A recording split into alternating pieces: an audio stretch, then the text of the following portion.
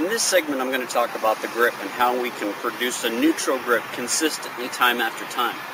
One of the most common issues with people, with students today, is that they try to set up with a stronger grip, which has been taught pretty widespread. What this does is it actually changes the way that you have to bring the club into impact by having that stronger grip.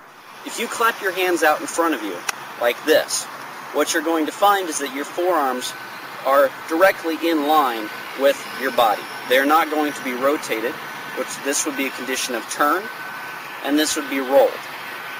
Okay? We do not have the back of our forearm facing us, and we don't have the underside of our forearm facing us. We have the top line of our forearm facing us on both arms, just as if we clap them out in front of us. Now when I put my left hand on the club in order to create a neutral grip, what I'm actually going to look for is to put the club in my hand so that the forearm of my left hand and the edge of the club are in line with each other. Okay?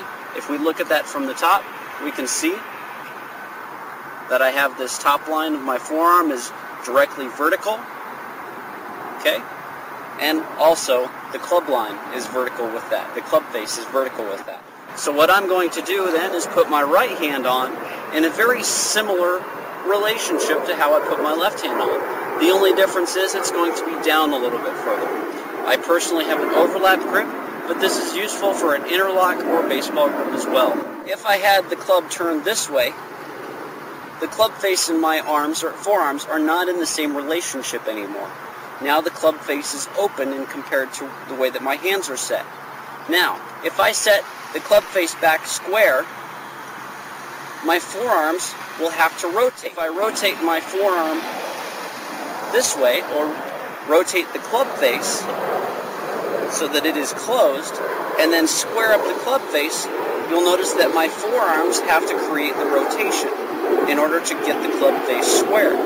This is a strong grip, by having that relationship of the club face closed in relation to the rotation of my forearm. The club face is rotated, my forearm is straight up and down. That means that I have a strong grip.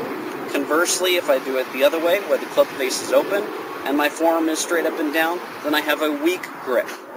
The bottom line is, in order to create a neutral grip, what you have to have is a relationship between the club face being directly straight up and down and the forearm in the same exact relationship.